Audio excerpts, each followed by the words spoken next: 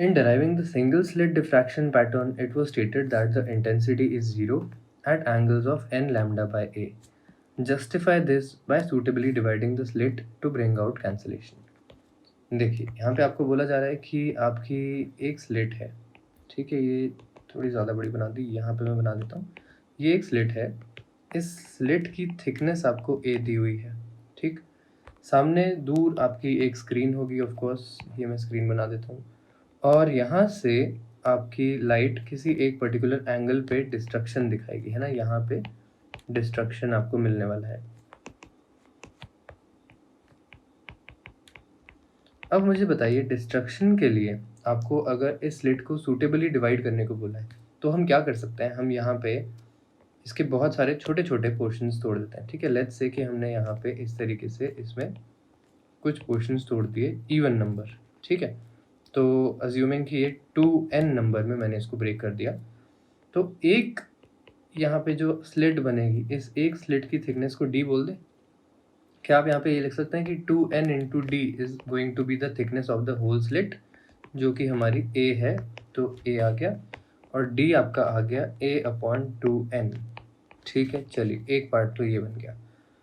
अब आप यहाँ पे दो स्लिट्स को लो, एक स्लिट आपने ये वाली ली और अज्यूम कर लो कि ये ग्रीन लाइट मैं यहाँ से हटाता हूँ और इसके सेंटर से एक लाइट रे मैं भेजता हूँ किसी एंगल पे यहाँ तक, ठीक।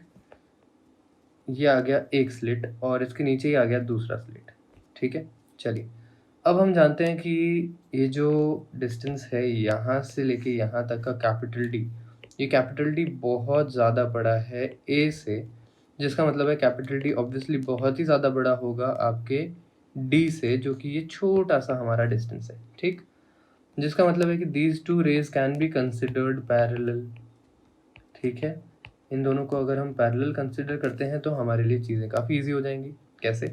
देखो, आप यहाँ पे एक ट्राइंगल बनाओ, अब इस पॉइंट पे, और चलिए यहाँ से एक रे मैं लेता हूँ ऊपर की तरफ जाती हुई इस तरीके से।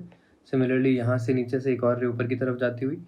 दोनों का अप्रॉक्सीमेट एंगल थीटा ही होगा क्योंकि इनके बीच का डिस्टेंस तो बहुत ही छोटा है। इन दोनों सोर्सेज से, ये एक सोर्स ये एक सोर्स अगर मैं बोलता हूँ, तो इनके पार्ट डिफरेंस की वैल्यू क्या आएगी?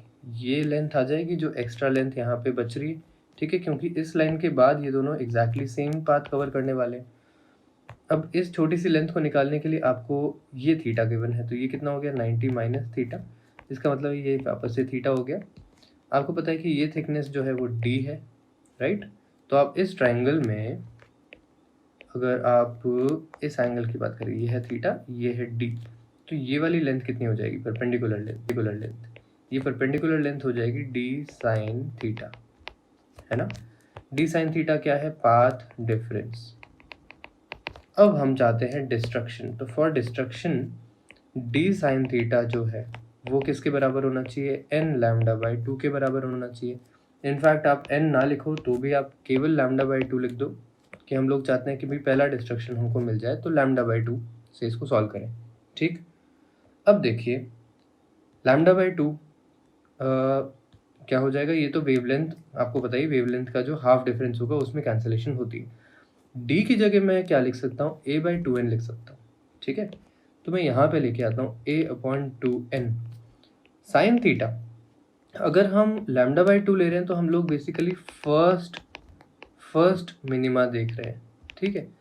फर्स्ट मिनिमा जो है वो इतना छोटे एंगल पे आएगा कि theta can be assumed for place of sine theta. तो मैं यहाँ पे इसको थीटा लिख दूँ और ये आ जाएगा लैम्डा अपॉन 2, 2 से 2 कैंसिल आउट हो गया, तो थीटा की वैल्यू क्या आ रही है?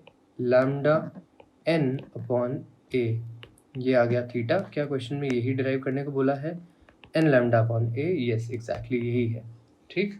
तो इस तरीके से आप डिफ्रैक्शन में एंगल कैलकुलेट कर सकते हो कि भाई किस एंगल पे डिस्ट्रक्शन होता है, ये इसका सबसे अच्छा तरीका है, ठीक है।